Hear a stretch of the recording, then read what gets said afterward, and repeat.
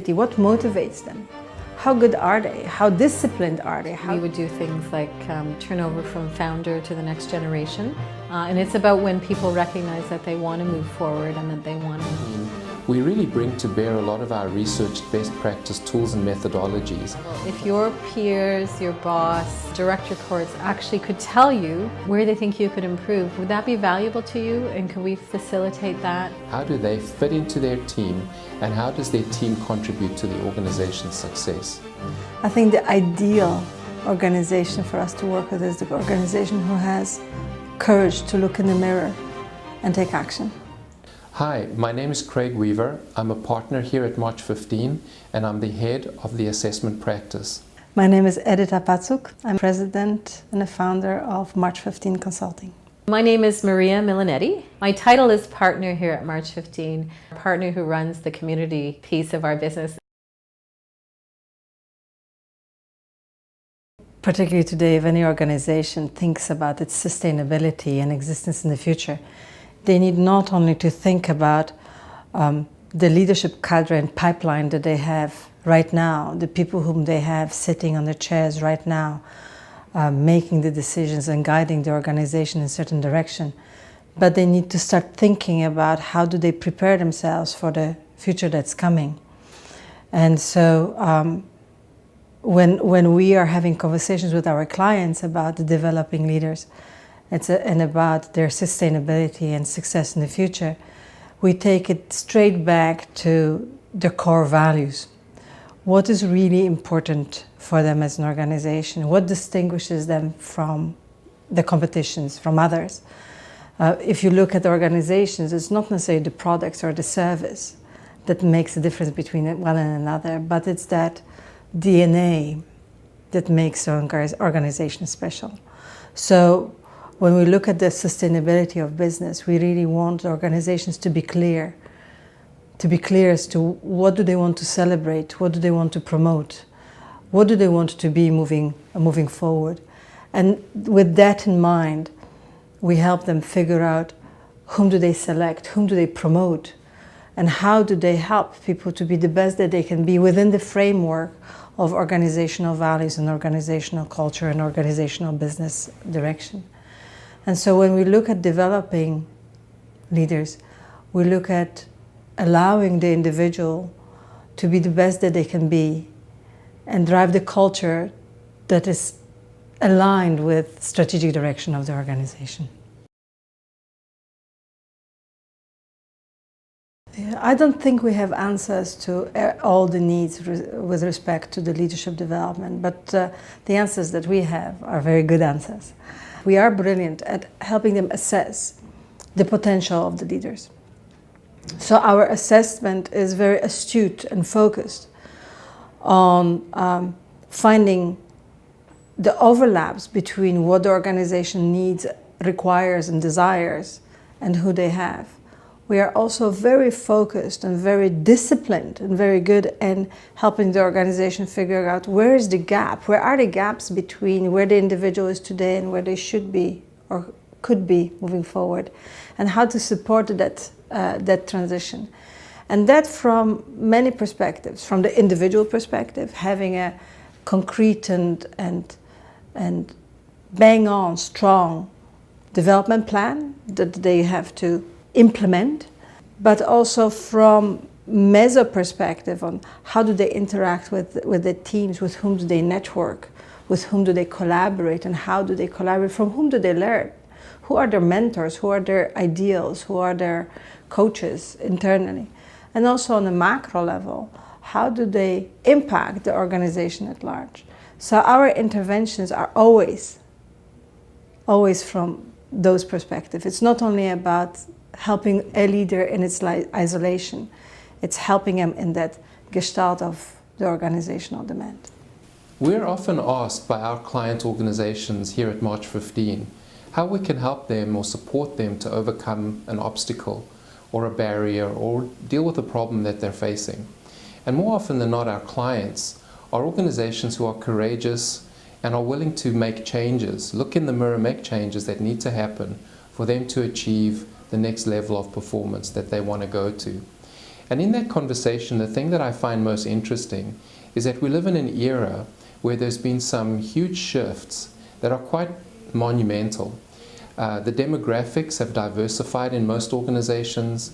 Obstacles to access to capital is not as much of a barrier as it once was. A good example of that is Airbnb, who is the world's largest provider of accommodations, and they don't own any buildings.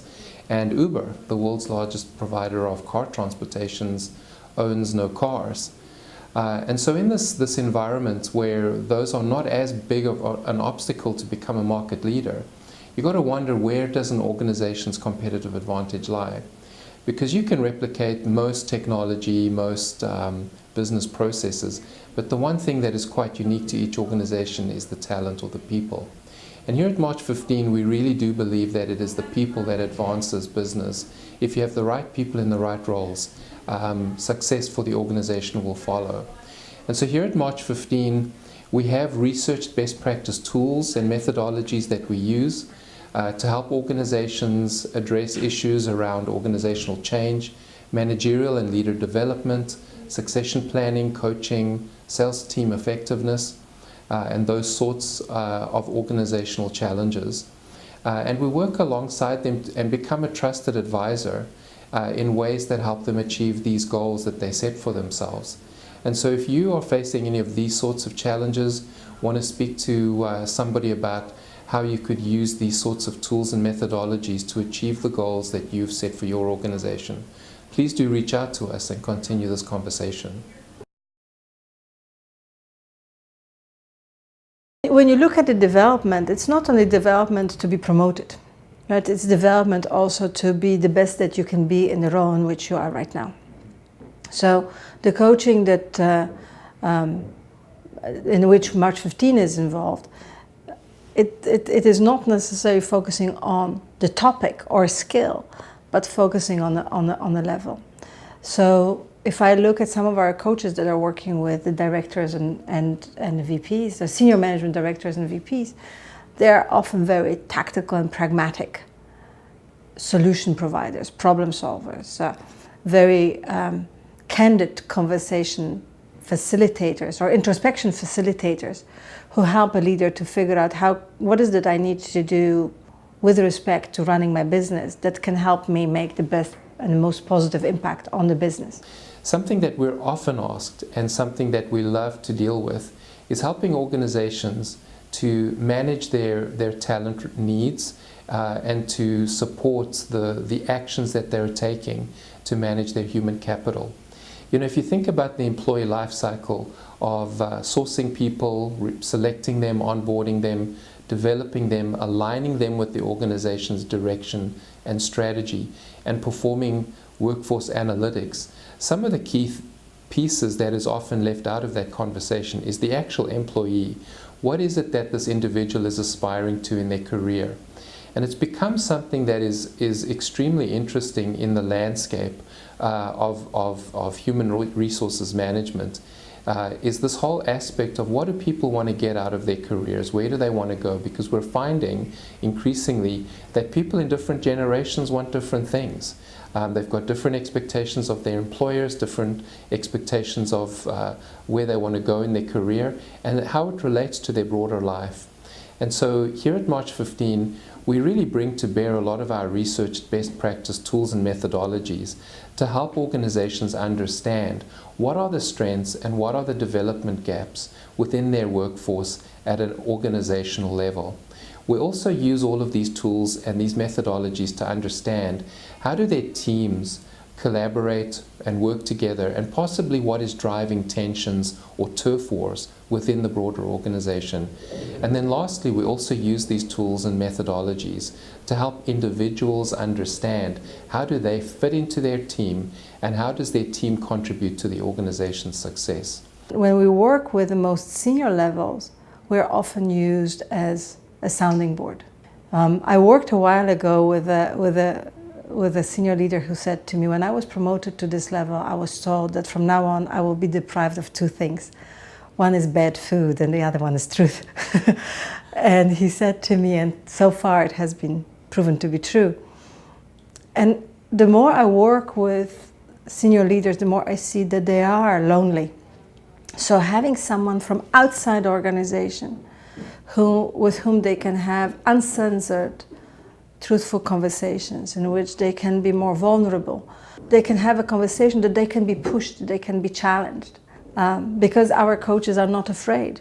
We have the courage to call a leader on a bluff or to say that doesn't make sense, which quite often organization does not take place because people treat you differently just because of the position that you are holding, right? So having a coach is important because it provides that safe spot to be honest, to be truthful, not to have a pause, not to have an image to uphold, but to really have someone with whom you can exchange thoughts, spar verbally, and come to the best solutions to the problems that you're facing as a leader.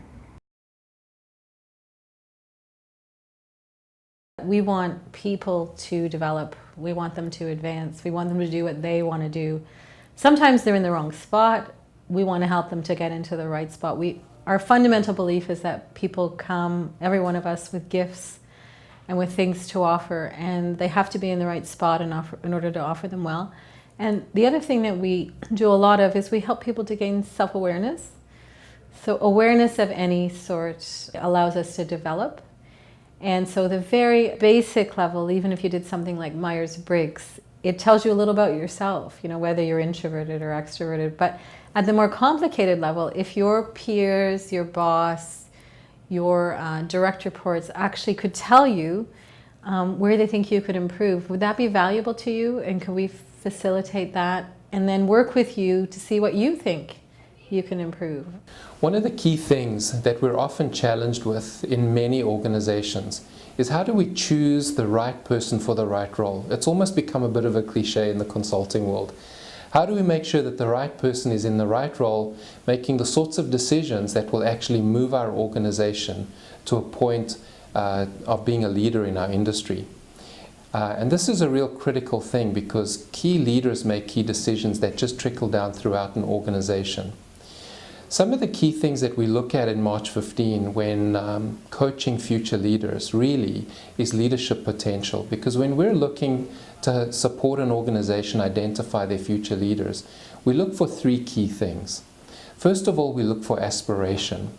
What is an individual's aspiration to take on more senior roles, to take on more responsibility, and to actually take on the accountability of meeting very difficult goals under sometimes very trying circumstances? And that is a piece that we use all of our best practice tools and methodologies to assess.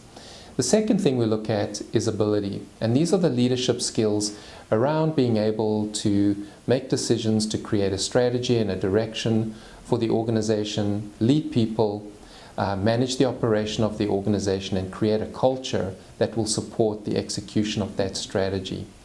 And the third thing that we look for in future leaders is the ability to be engaged. And by this I mean, does this individual demonstrate discretionary effort? Do they go beyond what is just minimally required?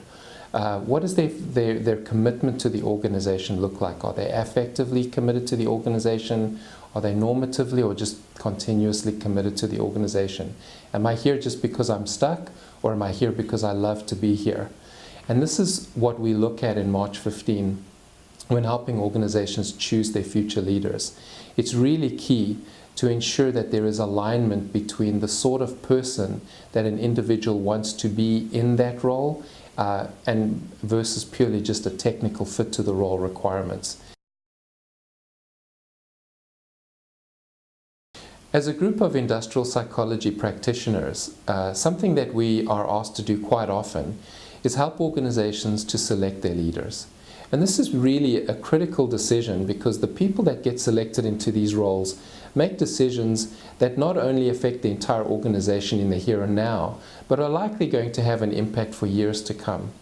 And so what are the things that we tend to look for when assessing leaders? Well, there tends to be four things that predict leadership success. And what we look for is these key four things that we know from our experience and from our research best practice indicate and predict success for an organization. The four things include the ability to set direction for the organization. So to what extent is this individual able to think strategically, able to come up with a strategy for the organization that just realizes and understands the sort of market forces and the changes that this organization has to deal with. Secondly, the area of people leadership. What is the sort of leadership presence that this individual will bring to the role? How will they cooperate with key stakeholders? How will they go about creating consensus? What motivates this individual to connect with other people? So this is a key piece, leading people, creating teams. The third area we'll look at is operational leadership. How does this individual plan, organize, prioritize, and work with other people to ensure that the operation of the organization is functioning efficiently and effectively? And the fourth area that we look at is creating a culture within which the execution of strategy, the execution of the operation can be optimal. And by that we really mean there's many ways to do something, but what is the right way? Does the individual have the sort of judgment, the critical thinking and the analytical skills to understand what is going on in the organization, what's working, what's not, and prioritizing where to focus resources, time, energy, and effort in order to drive the organization forward? And so our assessments here at March 15 is really based on years and years of research best practice tools and methodologies that we use to come up with a truly predictive assessment on how this individual is likely to perform in a leadership role. I wanted to ensure that we didn't have a formula to try and make leaders, number one, alike, like each other or like us, but that we wanted to take those unique gifts and strengths that people have innately and work from that. Then when we do your assessment, we look at you as a human being and we try and see how you want to forward yourself and how we think we can help. And that's where the marriage of leadership development comes. It really isn't a dictatorial process. When you've been developing people for a while, you start to realize when you try and turn someone into something they're not, it's not helpful to them. You don't feel good about it. I mean, it's about integrity at the very basic level. We are very, very strong at assessment. Assessment for the selection, assessment for development, assessment for succession planning, assessing performance, fit, cultural fit, but also potential. We are very focused to making sure that the fit within the organization and the individual is great. And fit within the organization is not only cultural, but also fit with the team and fit with the boss. So fit is a big word of in our assessment. But what I also find is that assessment is slowly becoming a commodity. So there are many tools right now in the market that promise that they will help you discover everything about the individual. You complete a questionnaire online, it costs you $30 and off you are, and you have the life of the individual in front of you. And some of the tools are brilliant. Please, I do not want to disregard or discredit the validity of the diagnostics that are available on the market. But particularly if talent retention and getting the best people to your organization is important, completing a questionnaire online really doesn't give you all the information you need to have to decide if the fit is great. That's where the judgment of the assessor comes. That's where our mixed activities, a variety, array of activities and exercises help us to ensure that we can predict things with greater precision. The other thing on the assessment side that I think is worth mentioning is we have a phenomenal new assessment for salespeople. If the organization wants to survive, they need to continue invest in the capabilities of their sales force. And so helping the organization to gather the intelligence about their sales force capability, what motivates them, how good are they, how disciplined are they, how truly do they understand the insights and the needs of the customers, can help the organization to be much more strategic and refined in how they deploy themselves and how they develop, how they support the sales leaders. So Our sales assessment can be seen either as a broad assessment of doing a research and figuring out, so what is our sales force all about, and what are the levers we need to push and pull on in order to maximize the impact that the salespeople have on the bottom line of the organization's performance.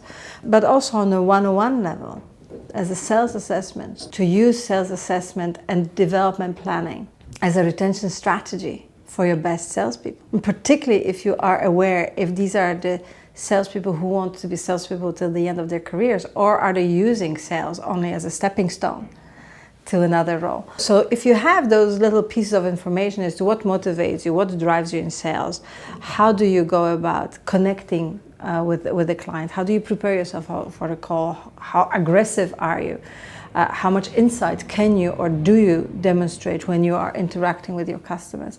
These are very interesting pieces of information for an organization to have, because then suddenly when it comes to a next cycle meeting for the salespeople, it's not only a celebration of we have done so much, but any development or activities are really focused on what the customer truly appreciates and wants. You're not going around sales with partially blinded eyes. You're much more shrewd. I'm also an expert in transition, so I think I've done transition in large and small organizations. And so I think the combination of having family business experience on a first-hand level and doing transition is a really good match. And I'm quite excited about that line of business. The work we do is about transition. So in fact, we would do things like turnover from founder to the next generation. And that next generation may not even be sons or daughters, it may be nephews and nieces or the best friend of the family. And it's about when people recognize that they want to move forward and that they want to leave their legacy to someone else. We can ensure that the people who might be taking on the business, we won't call it inheriting the business because that's the biggest misunderstanding there is. I don't think you inherit a business necessarily. You somehow do a business transaction so that the business can go into the next generation's hands in a sensible way. So when we think about transition, it's about managing all those coordinates around how do the new people become as qualified, the new family members become as qualified as the founder was. And sometimes it does start with things like values, like what are the values that you have in your family that allowed you to build this business, and what do you want to be maintained? And there will be some values that will change through generations. So for instance, technology. If I think of my own father, I think when he sold his business, the reason he sold it is technology was overwhelming for him. So the founder and the group that's going to take over, if it be one person or two people in the family, have to really come to terms with how that's going to work so it doesn't cause strife in the family. It kind of has to all be on the table. So there isn't a 6 months later regret, and second guessing of that generation. It's really succession planning in family enterprise services, so handing it on to the next generation or another partner. And the other thing that we do is if the business is growing, maybe no one is leaving, but they want to start a new line of business and they want to know how they should structure the new line of business from the people side. Lots of people, lawyers, accountants can tell them how to structure from the business side. But we like to say we do the soft ROI or the people side, return on investment. It is about transitions and it's about business continuity.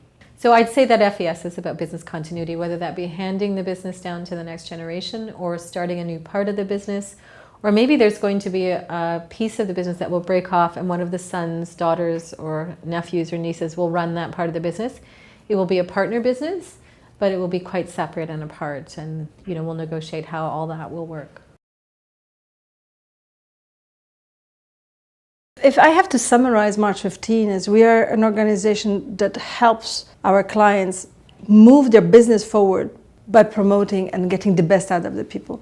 And from that perspective, we touched upon the fact that we are good in helping the clients select the best talent, align them to the culture, develop to be the best. But what we also do is helping them with the exit. We have a brilliant little gem. It's tremendously appreciated by our clients. It's a service which we call executive transition. And that is a service that is of value to each and every one of us, regardless of the level, regardless of the age, regardless of the status, regardless of anything. But it's a very good service that provides you a pause when you're at the crux of the career. There is something happening in your life and you're standing in front of a choice, what to do next. And we facilitate that introspection of trying to figure out what is the best next gig for you. What's your next personality? What's your next identity? Like, and particularly when we work with people who are retiring, who have been a manager, a director, a president for the last 25 years, whose business card is part of who they are, suddenly losing that part of a business card, they often are at loss in describing what they're all about. So we provide them with a framework in which they can really appreciate what gives them a smile on their face, what motivates them, what are some of the things that are typical turn-offs, what are the things for which they will go to the battle for. So what are the passions, what are the interests, but also we give them a picture as to how do they currently spend their life, and we provoke an introspection if it's good or bad. Because these are the initiatives that give me tremendous amount of satisfaction. I just love seeing the transformation of a leader from being lost, thinking that when they retire they will just go to the beach and be happy, to redefining what their purpose in life is, finding what's their greater calling, and really being clear where is it that they can make impact and difference, not only on their material life around, so me, myself, with my family, my husband, my children, etc., but really on a larger spectrum. So what's the impact that I can make on my community? What's the impact that I can make on the society? Where is it that I can actually leave a legacy and a footprint that is meaningful, not only for me right now, but for the years to come on others. And right now I'm working with a leader who is on top of his game, but scared to take his personal impact to the next level. And so dealing with that anxiety and lack of congruence, and seeing him almost being trapped in the cage that he's built around himself called my image, being able to create a safe space for him to transition, to think through issues on a little bit deeper level. We don't promote introspection in business, I find, lately. When I work with younger leaders, I find you ask them, think for 30 seconds about this, and they immediately start talking. Take a few minutes to think about that. They immediately get active. The same goes for the higher levels and more mature individuals. I think that we have been promoting activity so much that deeper thought is almost taken for granted. So executive transition process allows you to benefit from that gift of time.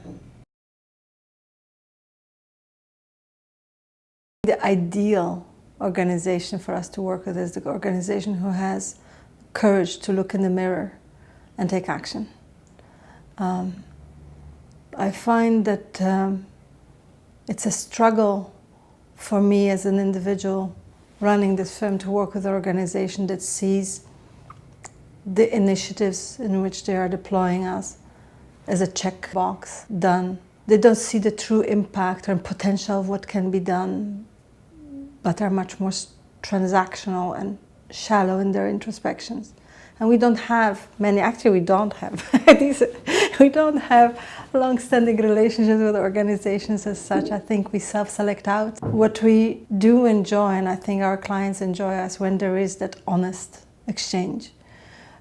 Respectful, playful, honest and driven. So the courage to make decisions, the courage to go where someone else may not have gone before, the courage to unleash the potential of others. So it's about expanding the model from that little cage, little structural, little framework to something that can really be and have a long-lasting impact. Unfortunately, there are still many of organizations who who define strategy as pretending that what you're doing now has been planned. But we are very privileged to work with organizations that have a little bit more of a long-term, holistic view of the organization's future. And they don't see coaching as an intervention only for struggling leaders. We do coaching for leaders who need help. We call it a triage, in and out. You help with one issue and it's done. But I think more and more organizations adopt the coaching philosophy to use it as an offering to help everybody to reach their full potential. That's as simple as that. And I think it's very much to the benefit of the organization. There was this book written years ago called War for Talent, and right now is the next chapter of that book has been written. We know that the knowledge worker is scarce. We know that looking for the best people who can help your organization to be even more successful is tough. It's tough to find them. It's even harder to retain them. So if the organization is smart, they will adopt an attitude of talent spotting, which is an ongoing process. And then when they spot the talents within or outside of the organization, they try to make sure that they retain her. So for most of our clients, it's not only development, but it's retention of the best people. It's critical, and coaching is considered to be a wonderful mechanism or a tool to ensure that people feel a sense of belonging and that they are being cared for. We don't want to be the biggest. We want to grow wisely. And growing wisely means growing with our customers. And so what is exciting for us is that every day, with every initiative, with every interactions that we have with the clients, we can prove our relevance and we go deeper in our understanding, and so our impact gets larger. So it gives me a tremendous satisfaction to hear a client say that I've saved my job, or that I've saved us this amount of money because of the intervention that your organization has done, or we have retained our top talent thanks to the initiatives that you have deployed. It gives me tremendous kick, but it doesn't mean that I want to grow aggressively and I have an ambition to be the biggest. I think that what's exciting is our external strategic partners are exciting and smart, and they're smarter than we are, so we constantly learn.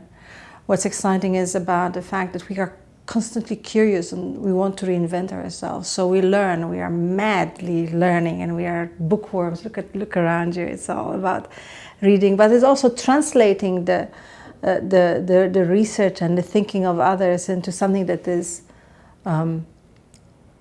pragmatic and doable and of value to the people with whom we have privilege of working. So trying new things, bringing thought leadership, it's very fun.